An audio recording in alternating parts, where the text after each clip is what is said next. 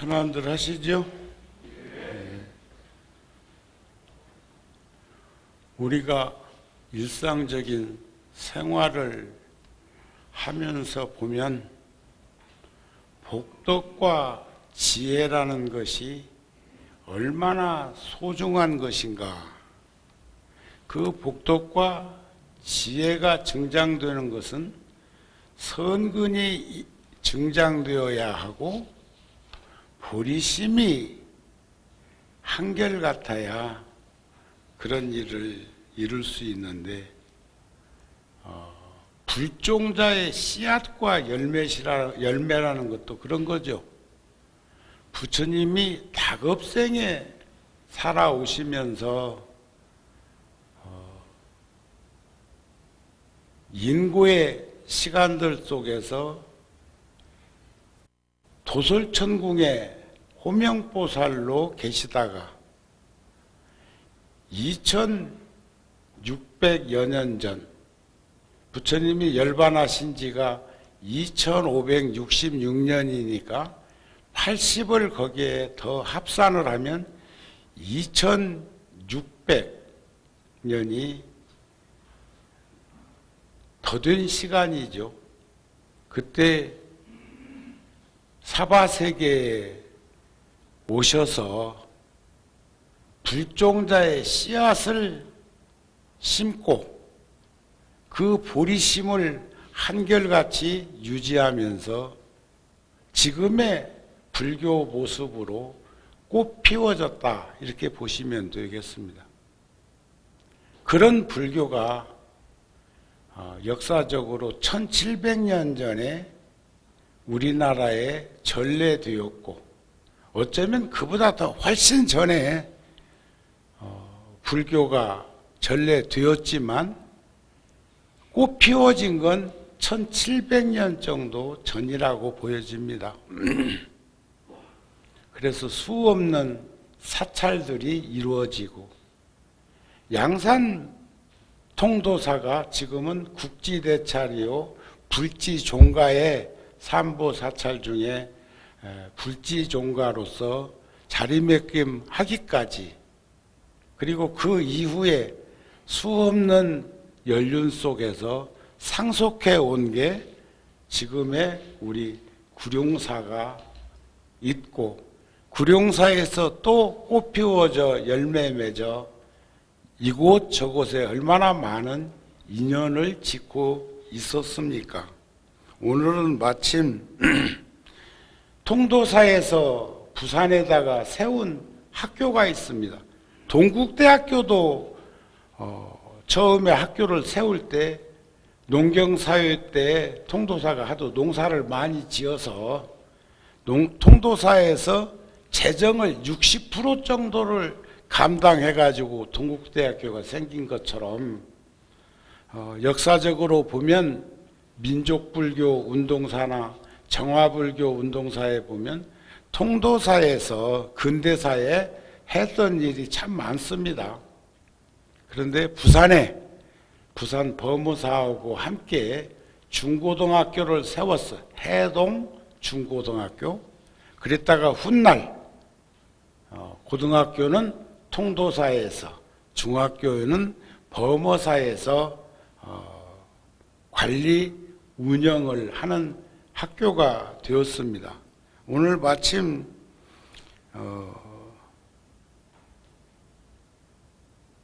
서초 구청장 예비 후보께서 전성수 후보께서 아침 일찌감치 오셔서 저랑 차 한잔 나누면서 명함을 주고받으면서 이 얘기를 나누다 보니까 통도사에서 세운 해동고등학교 출신이더라고. 그러니까 참 팔은 안으로 굽는다고 반가웠어요. 그리고 잘 되었으면 하는 그런 마음이 들고 내가 가시라고는 했는데 박수 한번 보내드리세요.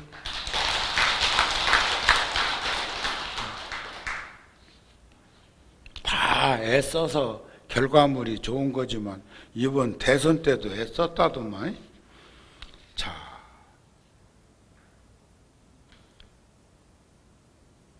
씨앗과 열매는 하나요, 둘이요?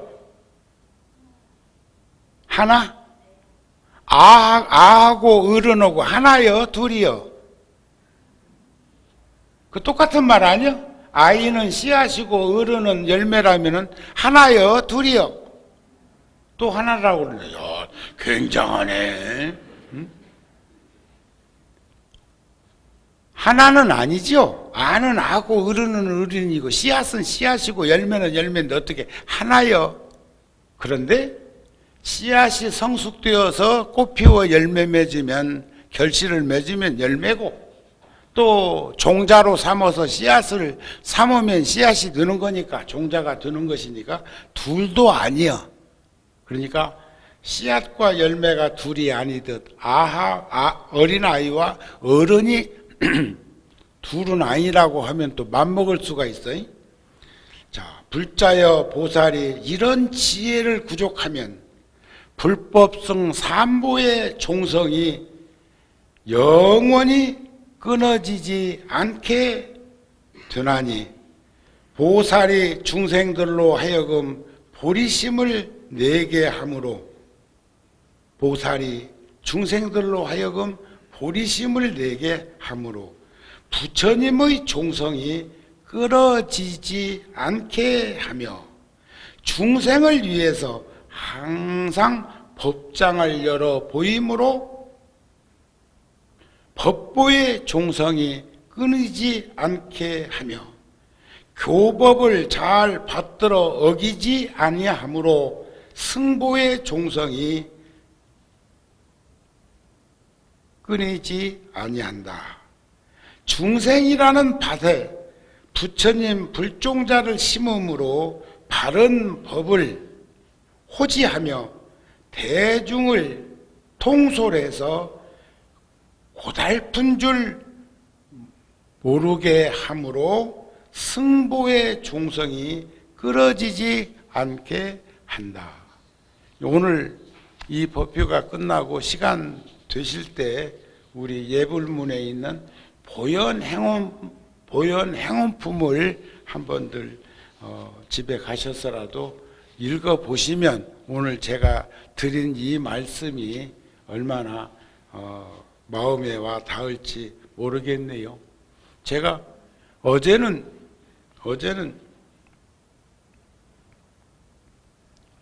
통도사 다녀서 와가지고 유튜브를 열어서 정우 스님 치니까 수백 개의 정우 스님이 뜨더라고요. 그러던 중에 2007년도 지금으로부터 15년 전에 통도사 주지소임을 볼 때 화엄살림에서 했던 법문이 떠서 그래서 보다 보니까 또 2008년도 거도 뜨고 그러다 보니까 그때도 제가 나이가 굉장히 많이 먹었다고 생각을 했고 또 50대니까 그러면서 스님이 어른이라는 생각을 하기도 했는데 요즘 근간에 와가지고 그때 영상을 보면 참 젊고 건강하다는 생각을 하게 되면 언제하고 비교하니까 그런 거예요? 지금의 내 모습과 비교하니까 그렇더라 이거요. 말도 잘하대. 청산유수요. 지금보다 더 잘하는 것 같아. 응? 그때는 철이 덜 들었나. 그런데 그 이전 거를 보면 더 하겠지요. 그래서 저는 그 영상을 보면서 요쯤에서 영정 사진도 하나 찍어둘 만하겠다. 왜냐하면 앞으로 더 있다가 찍어놓으면 더 늙어 보일 테니까. 노병사라는 게 그런 것이지만 그러나 과거, 현재, 미래의 부처님의 말씀하신 법과 제정한 계율을 모두 받들어 진이되 버리지 아니하므로 불법성 삼보의 종성이 영원히 끊어지지 않게 한다. 그래서 오늘부터 이제 21일 동안 참 코로나 2년 넘게 코로나도 일종의 이제 오미크론으로 왔을 때는 뭐 이제 2단계로 낮추고 감기 오고 또 갔고 PCR 검사도 이제 뭐 그렇게 강요해가지고 밖에 하지 않고 또 자가 진단할 수 있는 그런 것도 있고 또 뭐 기침 나고 뭐 열 나고 하면은 한 3일 뭐 집에서 기다리면서 시간을 가지면서 감기약을 먹으면 괜찮아 진다는 등등등. 그런데도 사망자는 코로나 델타 등으로 사망하신 분이 2만 명이 넘었고 지금 코로나 확진자가 2천만 명이 넘을 거라는 거예요.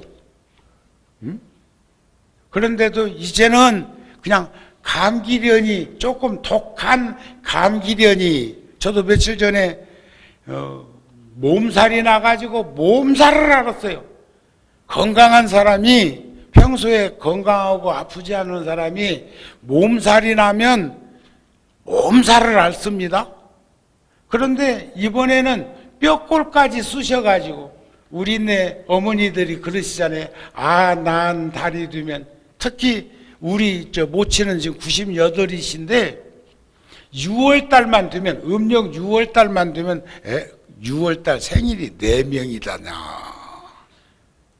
그래 그 달만 되면 12달 가운데에서 그 달이 제일 힘든다는 말씀을 어설프니 한번 하시는 적이 있어. 6월만 되면 뼈골이 쑤실 때도 있다고 하는 말씀을 하신 걸 보면 우리네 어머니들이 그 아이를 낳아서 기르면서 얼마나 힘들고 어려운 것들을 겪었는가 하는 것은 어머니 많이 아는 일 아니겠어요?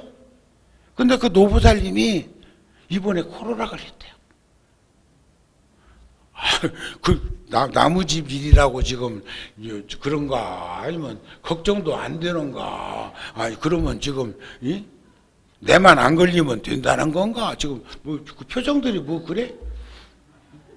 코로나 걸렸다고 하더라니까 한 보름 됐어요.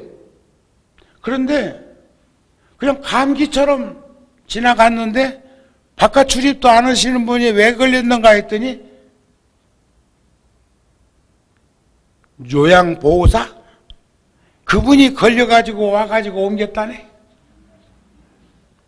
근데 그분은 여러 날 곤욕을 치른 것 같은데 노부살님은 그냥 뭐 하루인가 조금 힘들더니 그 다음날부터는 뭐 음식도 잘 잡수고 똑같이 그러면서 지나갔다고 그렇게 이제 얘기를 하시더라고요. 그러니까 지금 모르게 지나가는 이도 있고 무증상으로 머는 이도 있고 별별 이들이 다 있겠지만 2만 명 넘게가 사망했다고 하는 것을 목전에서 들여다보면 복잡해. 그러면서도 또 우리는 위로한다. 아이고 100년 전에 무오정변이라는 역병이 돌았을 적에는 15만 명에서 16만 명이 세상을 떠났다는데 주초상난 거지. 국민들 숫자도 지금보다 많지 않을 텐데 그런데 그때 서양에서는 5천만 명이 세상을 떠났는데 그때 무슨 병이 돌았느냐? 스페인 독감이 돌았다고 그래. 그러니까 이것도 일종의 독감이라는 것은 인정을 하겠는데 그것뿐이요. 그동안 뭐 여러 가지 경로로 해가지고 앞으로 또 어떤 변종이 나와가지고 그렇게 또 애를 먹일지 압니까? 아셨죠? 어쨌든 스스로 건강을 잘 관리하셨으면 좋겠다는 그런 마음입니다. 그렇다면 무엇 때문에 우리는 견고한 그 신심이라는 보리심을 한결같이 가지고 살아야 할 것인가? 보리심을 바란 까닭은 어떤 연유인가? 이게 보리심을 일으키면 선근이 장양되고 지혜가 정장된다고 그러는데, 열애의 종성이 끊어지지 않게 하기 위해서 보리심을 일으킨다 했어요. 열애의 종성, 상속해 가는 거. 집안이 잘 되려면요, 자식 농사를 잘 지어야 돼. 그래야 가문의 영광이 생긴대야. 누가 1년 전에 검찰총장이 내던지고 나올 때 대통령 될 거라고 상상이나 해봤어? 또 감사원장 하다가 견디다 내던지고 나온 그 최암흑의 노인이 종로 한복판에 국회의원이 될지 알았겠소? 응? 여러분들은 지금 현 주소가 어디요? 열애의 종성이 끊어지지 않게, 가문의 종성이 끊어지지 않게 하기 위해서는 보리심이 어떠며 아셨습니까?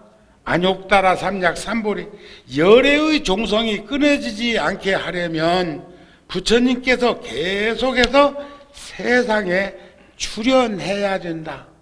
출현하는 그 관계를 부처님께 예배하고 공경함으로 해서 찬탄하고 오래 계시기를 바라고 청법하고 또 중생을 수순하고 또 회양하는 것까지 보현행품에 그 10가지 10대 행원을 한 번씩 보시면 우리가 어떻게 살아야 할 것인가를 충분히 가슴에서 출현시키지 않겠느냐.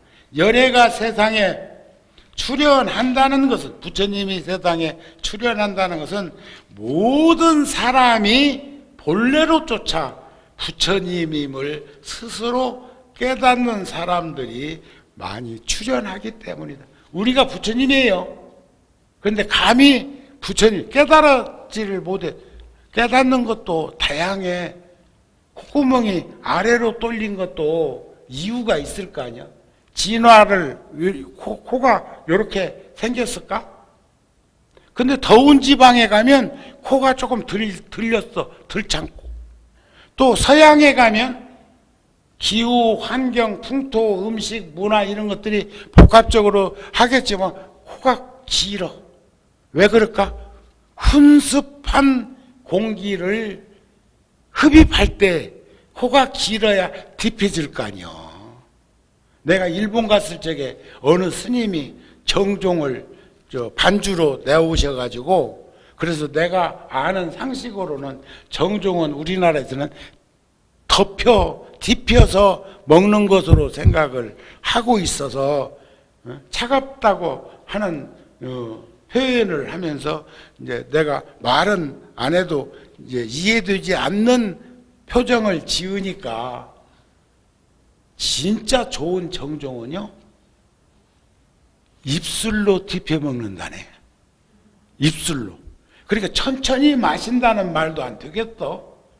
딥혀서, 따뜻하게 딥혀서 먹는 건 조선 백성밖에 없다노만. 급해서 그래요? 바빠서 그래요? 홀짝거리려고 그래요? 근데 일본에서는 차가운 정종을 입술로 따뜻하게 덮여가면서 먹는다는 것은 굉장히 천천히 음주 문화를 하고 있구나 하는 생각이 들었어. 그러니까 그런 한 잔은 약이 아닐까 싶은 생각도 했어요. 물론 정토 진종이라는 그 종단은 스님들이 머리를 깎기도 하고 머리를 기르기도 마음대로 해. 결혼을 해도 안 해도 마음대로 해. 그런 종단인데, 그 종단은 제가불자, 우리나라로 말하면 진각종이나 총지종처럼 제가불교를 하는 분들이라고 보여졌습니다. 그러면서도 신도들은, 불자들은 아주 그 승가 공동체를 존중하는 그런 모습을 보면서도 똑같은 옛글에 보면 그런 말씀이 있습니다. 소나무하고 잣나무는, 소나무 잣나무가 가평 정도 가면은 소나무하고 잣나무하고 구분이 잘 안 될 만큼 흡사합니다. 소나무, 잣나무 상호 서로 좋아하는데 산에 잡초, 난초 서로 두려워하더라. 그런 옛글이 있어. 난초도 풀이고 잡초도 풀인데 왜 서로 거북할까? 잡초 있는 곳에 난초는 치워 죽고, 난초를 아는 곳에 잡초는 뽑혀 죽고. 이해가 되세요? 오늘 전성수 서초구청장 예비 후보가 고등학교 때 교법사 스님이 강의를 하시는데 그 참선에 대해서 학생들한테 명상에 대해서 한 말씀 하시는데 그랬다고 그러네. 눈을 작게 뜨면 눈을 감으면 졸립고 눈을 크게 뜨면 산만하니 중간치로 눈을 뜨면 마음이 편안해진다. 그것을 지금 50이 넘었는데 그걸 10대 청년, 소년에게, 학생에게 들려준 그 말씀을 30년 넘게 기억하고 있다는 것은 참 그 교법사 스님이 얼마나 진중하게 말을 했으면 기억을 하고 있을까. 우리들은 어렵고 힘든 것을 요구하는 게 아닙니다. 우리가 겁이 많은 사람은요, 겁나면 눈 감아버린다고 그래요. 눈을 감으면, 이게 눈을 감았다는 얘기는 겁이 나서 감았더라도 감으면 순간적으로 부력에 의해서 간이 커진다네. 근데 눈이 크면 반비례로 간이 쫄아든다네. 그러니까 눈 크다고 자랑 말어. 어? 그 신진대사라는 게 오묘해서 그런 말을 하기도 해요. 그러니까 여기서도 열애가 부처님이 세상에 출현하신다는 것은 오늘 아침에 불교 텔레비전 보다 보니까 어느 스님이 그 종성을 우리말로 번역을 해서 하고 미륵존불, 그 기도를 하는 게 아침 시간 새벽 예불 마치고 들어가서 제가 텔레비전을 틀어봤더니 아침 시간이면 이절저절 예불이 나옵니다. 요즘은 낮에는 통도사 그 공양 올리는 게 나오고 새벽에는 한 텔레비전에서는 해인사 것이 나오고 한 텔레비전에서는 저 중앙승가대학 것이 나오고 또 그 다음 틀어놓고 있어 보면 그 다음 또 예불물은 통도사 스님이 울산 백양사에 사시는 스님이 한글로 한 것이 나오고 또 한 텔레비전에서는 전승원, 우리 구룡사에서 운영하고 있는 전승원의 원장 스님이 우리말로 번역된 천수경을 하는데 참 좋아.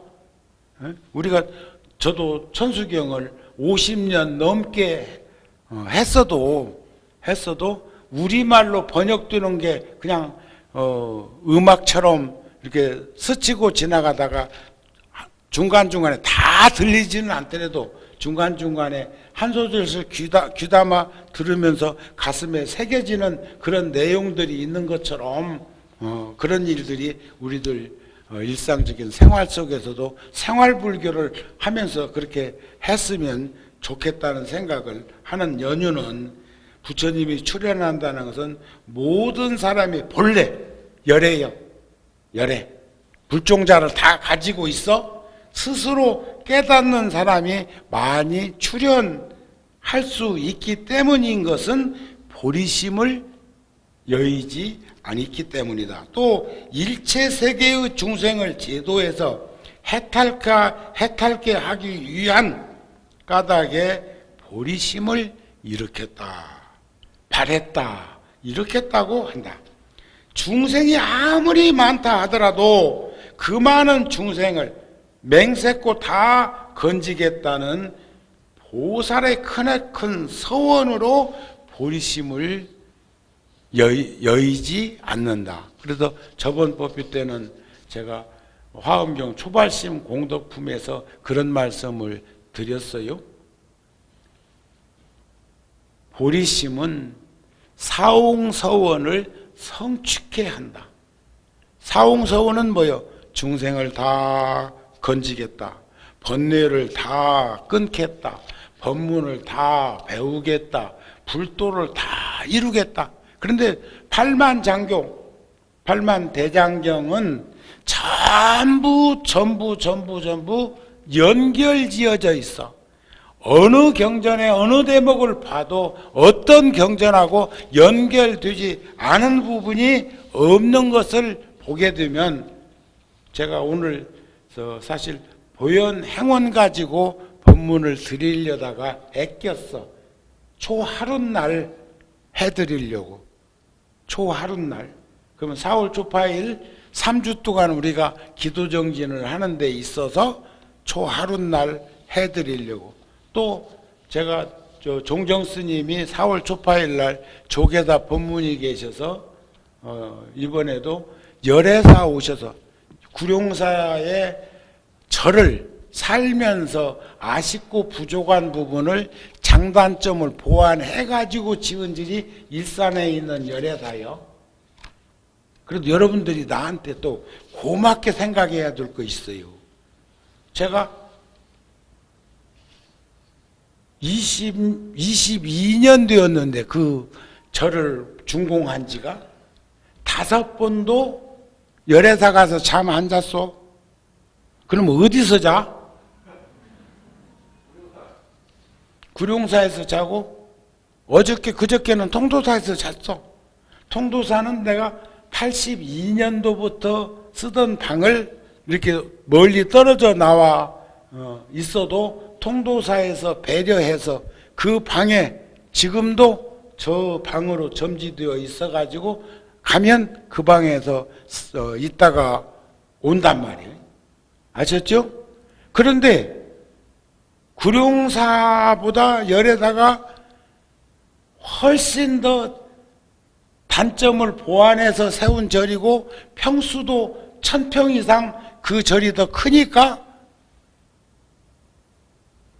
여기는요, 여기가 지금 대들보인데 이 건물을 지어놓고 보니까 여기는 지금 이게 폭이 18m인데 이 안에 기둥이 없는 연유는 저 천장에 보면 우물정자로 볼을 엮어놨기 때문에 이 안에 기둥이 없어도 됩니다. 그런데 여기는 똑같이 했으면 그런 일이 없을 건데 88년도에 골조를 해놓고 보니까 여기 보가 내려와 있어. 부처님을 모셔야 되니까 천장이 여기보다 더 높아야 되는데 높게는 해놨는데 이 보가 내림으로 만들어져 있어가지고 부처님 얼굴이 다 가리는 거예요. 그 경험이 없었기 때문이고 전문가가 살피지 못했기 때문인데 그 당시에 이 보를 뜯고 엮고 위에로 보를 올리는데 5천만 원 더 줬어. 그 당시에 88년도에 지금도 큰 돈인데 생돈 5천만 원 내가 물어냈다고요. 그러면 열애사 지을 적에는 여기서 해본 가락이 있으니까 다 챙기고 안 했겠어. 이해가 되세요? 그래가지고 이 볼을 아래로 내려져 있는 볼을 위에로 우뽀로, 옥상 위에 우뽀로 똑같은 크기로 해놓고 밑에를 자른 거예요. 잘라가지고 이렇게 만들어 놓은 거예요. 그러니까 부처님 계신 데가 안 가리잖아요. 그렇게 잘 해놓고도 정우 스님이 거기 가서는 안 살더라. 그것을 일말에 고맙게 생각해야 안 되겠냐. 그리 갈까? 여기서 살 만큼 살았으니까. 여기서 지금 37년 살았다니까. 앞으로 얼마 더 살란가 모르겠어. 자, 보살이 바냐바라미를 수행하는 것은 깨달음을 이루기 위함이고, 부처님은 일체 중생들에게 불종자, 보리심을 끊어지지 않게 하기 위해서 상주설법을 하고 계신다. 이런 말씀이 아니겠느냐. 그런 말이요. 그래서 화엄경에서는 중생의 번뇌를 거론하는 것은 번뇌가 뭐예요? 탐욕과 썩냄과 어리석음. 제가 어제 아래 어느 불자하고 차 한잔 먹으면서 사람에게는 살다 보면 의혹이 드는 일들이 있다. 의혹. 그런데 지혜 있는 사람은 사물에 대한 의혹이 생길 때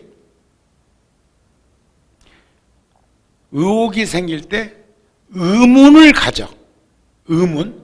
그런데 어리석은 중생은 의혹이 생길 때 의심을 하면 낭패봐. 부처님도 그러셨잖아요. 부처님이시여 무엇을 의심이라고 하십니까? 그러니까 대개는 의심하지 아니함을 의심이라고 한다. 정말 입에 미사용어가 붙어있는 사람은 내면에 거짓말을 그냥 죽수듯이 쑤어놓고 있는 사람일지도 몰라. 여러분들은 정말이니 참말이니 뭐 이런 말은 쓰지 마세요. 그냥 정말만 말을 해. 진실로 말을 해. 참말을 말을 하면 돼야. 진어자, 실어자, 여어자, 불광어자, 불이어자 금강경에 나오는 그런 수순으로 바빠서 살면 된다. 무슨 말인가 이해가 되십니까? 그러면 번뇌라는 것도 탐욕과 썩냄과 어리석음을 번뇌라고 그러는데 이게 제일 못된 거예요. 번뇌를 거론하는 것은 번뇌 하는 것, 탐욕, 분심, 어리석음 하는 것은 미혹한 중생의 입장에서 볼 때 반드시 필요하기 때문이다. 그러나 보다 더 적극적인 대승불교의 관점에서 비추어 보면 번뇌가 그대로 번뇌 즉 열반이야. 대승불교에서 보면 번뇌 즉 열반이야. 또 생사의 세계가 그 자체가 생사 즉 열반이고, 그 다음에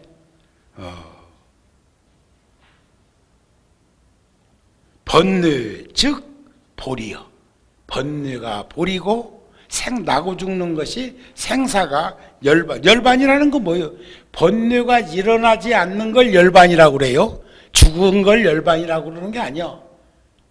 그냥 명칭상 그렇게 얘기를 하는 거예요. 이제 죽으면 고요적적한 단계로 분주한 오욕이 일어나고 번뇌가 일어나지 않으니까 열반에 들었다 이렇게 얘기했지만, 실질적으로는 열반은 번뇌가 일어나지 않는 것을 열반이라 하고, 또 생사 해탈을 하는 것을 보리. 해탈은 번뇌를 끄는 걸 말하는 거예요. 번뇌.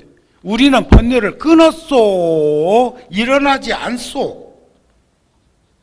보살은 중생의 수준과 대승보살의 입장을 겸하고 있어서 번뇌를 장황하게 얘기하고자 하는 연유가 있음을 볼 수 있었으면 좋겠다. 이런 말씀이 안 들까 싶네요. 아셨죠?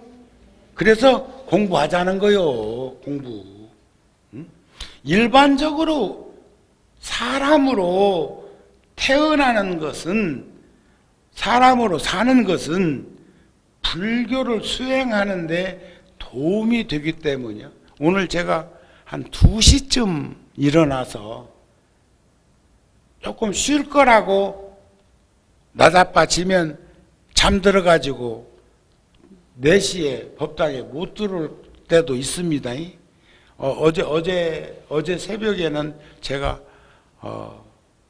3시 반쯤 눈을 떴는데 그냥 그때 툴툴 털고 일어나서 법당에 가서 향 하나 꽂고 앉아 있으면 될 건데 통도사 가가지고 좀 이런 일 저런 일에 힘들고 그랬던지 제가 통로는 전기세 아끼는 하고 평소에는 꺼놓고 있어요.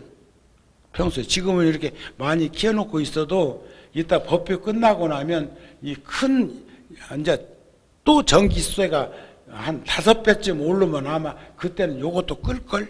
옛날에 전기 없을 때도 살았으니까. 세상에 1월 달에 쓴 전기요금이 2월 달에 나오는데 열애사는 1,500만 원 나왔고 구룡사는 1,000만 원에서 10만 원 빠졌어. 전기요금! 그러면 여러분들은 집에서 사용하는 여러분들은 지금 저기 우리 전법유관 짓는데도 지금 고민하고 있어요. 고압으로 전기를 받을 것인가 저압으로 전기를 받을 것인가가 기본 요금이 차이 나요. 고압으로 받으면 기본 요금이 한 6, 70만 원 더 나와. 쓰든지 안 쓰든지. 그런데 전기 요금은 저압으로 들어온 전기 요금보다 덜 나와. 그런데 그게 몇 년 가야 설치비가 빠진다네. 그러니까 설치비 빠질 걸 가상적으로 생각을 하고 고압을 받을까? 그럼 고압을 받으려면 변압기가 우리 건물 안에 어디가 들어와야 되는데 저압으로 들어오면 변압기 있는 데서 그냥 인입 잡으면 되는데 그러면서도 전기줄은 안 보이게 하려고 한전하고 지금 신청해놨어. 이 건물 지을 때 이 건물도 저 어린이 놀이터 끝에 전선주에서부터 6가닥 하나는 지금 쓰고 있는 전기줄이고 3가닥은 예비용 이게 잘못됐을 적에 쓰기 위해서 해놔가지고 이거 땅속으로 다 묻어놨단 말이에요. 그러면 저쪽 건물도 선이 안 보이도록은 하겠지만 변압기를 어디다 놓는 게 합리적일까? 별별 생각 다 내가 준 건축사요. 자, 설사 부처님과 중생을 함께 보고 함께 받들어 섬기고 공양하고 공경하고 존중하고 찬탄한다 하더라도 그 공덕은 보살의 초발심 공덕에 비교하면 무수억만 분의 1에도 미치지 못해. 초발심으로 처음 마음 낸 그 마음을 우리 내가 청년 때 들은 얘기요. 밤에 쓴 편지는 밤에 붙이라. 여러분들은 그런 경험 없어? 옛날에 처사들하고 편지 주고받거나 또 처사가 해외에 근무하러 나갔을 적에 또 아이들을 키운다고 떨어져 사는 기러기 가족 이런 분들은 지금은 뭐 휴대폰으로 영상으로 하지만 옛날에는 그냥 편지로 주고받던 그런 아날로그 시대도 있었잖아요. 그런데 밤에 쓴 글이 낮에 보면 잡서가 되기도 하고 어떤 글은 시가 되기도 해. 그러니까 어떤 감성으로 그 글을 썼느냐에 따라서 시인의 글이 되기도 하고 아니면 부끄러워 낮에 객관적으로 읽을 수 없는 글이 나오기도 한다는 거예요. 나 아는 스님 중에 시가 참 좋은 시가 많이 있는데 초기의 시는 좀 염세적이고 그래서 한번 내가 귀띔을 했어요. 시가 꼭 유언장 써놓는 것 같아가지고 좀 그렇다야. 한꺼풀만 넘으면 시가 참 좋겠는데 그 후의 시는 서정시를 쓰는데 그렇게 좋을 수가 없어. 그래서 옛 글에도 보면 사랑해야 시인이 될 수 있고 시인이 되어야 시를 쓰는 게 아니고 시를 쓸 수 있는 사랑하는 마음이 시인을 만들어낸다고도 안 합니까? 그 공덕은 초발심 공덕에 비교하면 아무리 공양하고 공경하고 존중하고 탄탄하더라도 그게 이제 보현 행원에 10대원을 한다 하더라도 시작이 초발심이야. 초발심 그 공덕 처음 발심한 그 마음이 한결 같은 거기에 비교하면 비교할 수 없는 것을 우리는 보면 좋겠다. 모든 세상사나 불사는 일체가 처음 마음을 일큰 것으로부터 시작되기 때문이야. 초발심시 변성지 정각 2600년 전에 모든 불교적 업적도 부처님의 첫 발심으로부터 출발한 거예요. 부처님도 누군들 편히 살고 싶지 않은 사람이 있어요? 편한 거 안 좋은 사람이 있어? 긁어 부스럼 만들듯이 득득득득 긁으면서 사는 사람이 있어? 그거 어리석은 거지. 어느 때 나도 힘들고 할 때는 들어 누우면 편안하니까 아이고 누군들 편히 살고 싶지 아니하겠는가 하는 생각을 젊은 시절에도 무수히 안 했겠습니까? 그래서 세존의 첫 발심으로 말미암은 것이 불교적 업적도 거기서부터 출발한 것이고 수백만 명이 동참하는 봉사단체도 한 사람의 처음 마음에서 출발한다는 거예요. 저는 국가 부채가 1000조가 넘는다는 말을 들으면서 난 돈을 조금 모을 생각입니다. 그래가지고 국가 부채가 1000조면요 1000조면 1억 다발 1000만 다발이요. 1000만 다발. 그러면 그걸 5천만 국민이 나누어 보면 한 사람당 2천만 원이 빚이요. 여러분들이 국가 부채를 2천만 원씩 짊어지고 있는 거예요. 그래서 나는 몰라, 내가 그런 얘기를 옛날에 금모으기 내가 김대중 대통령께는 그 대통령 당선자가 제가 불교방송에 소인볼 적에 고맙다고 도와줘서 고맙다고 그렇게 오셨을 때 좀 일찍 오셨더라고요. 그냥 평소에 자동차 타고 다니는 요량으로 생각하고 김종필 국무총리 후보랑 등등등 방송국에 고맙다고 이제 해서 스님들이랑 부자들이랑 이제 한법당 모아놓고는 이제 하는데 대통령 당선자도 대통령만큼 경호가 바뀌는 것을 그분이 몰랐던 것 같아. 그래 당선되고 나가지고 방송국 오는데 사이카가 붙고 뭐 해갖고는 뭐 길 신호등 차단하고 그러니까 한 20분 30분 빨리 온 거예요. 생각보다 시간이. 그래가지고 이제 몇 사람 스님들하고 앉아서 이제 담소를 할 때 내가 몇 가지 이 얘기를 했어요. 지금 검찰청에서 금 모으기를 시작했는데 금은 알아보니까 수요와 공급의 차이가 있어서 우리는 금 수요를 금 생산량에 비해서 다 안 된다네요.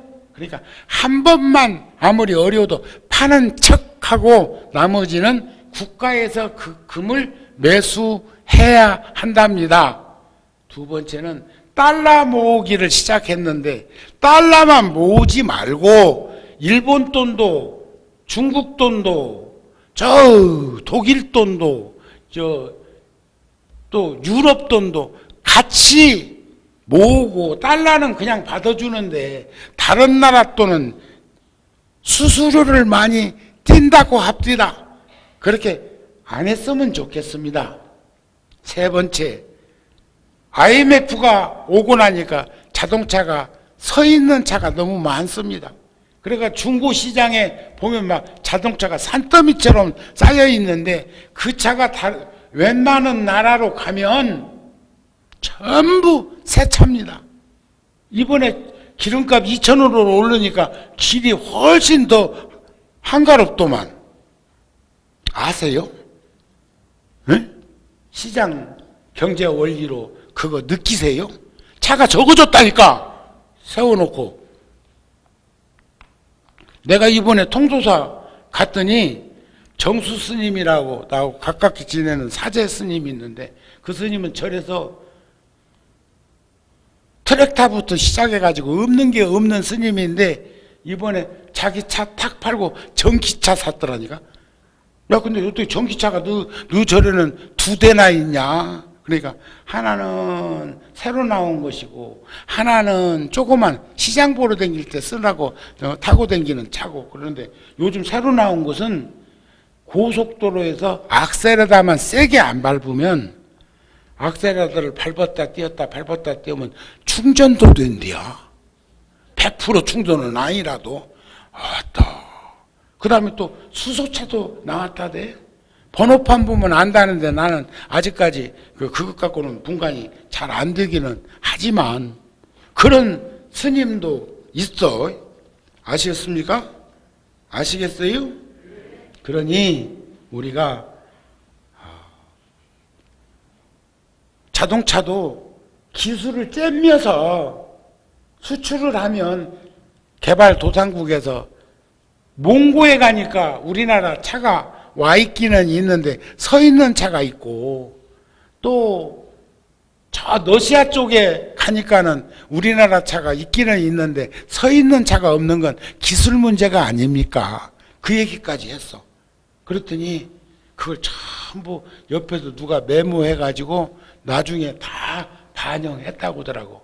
정우 스님이 아무것도 아닌 것 같아도 그렇게 인연이 다해서 상의 상관관계 속에서 뭔가 그렇게 소중한 이야기를 하면 귀담아 듣고 반영할 수 있는 지도자가 그리운 시대에 우리는 살고 있지 않습니까? 하는 생각이 들기도 합니다. 이게 아무리 큰 일도 부처님 한 부처님이 출연하셔가지고 만중생이 깨달음을 얻었고 한법당이 사바세계에 지어지면 곧 극락정토가 거기서부터 이루어진다는 그 무량수경의 말씀이 나무 얘기가 아니라는 생각으로 아이고 나 하나쯤 안 하면 어쩌려고 하지 말고 좀 코로나한테 치여가지고 4월 조파일 20일밖에 안 남았는데 어찌 썰렁하네.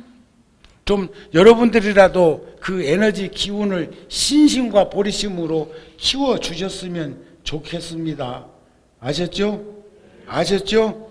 그래서 이번 기도가 원만히 성취될 수 있도록 함께 하셨으면 좋겠습니다 하는 말씀으로 오늘 법회를 마치겠습니다. 성불하세요.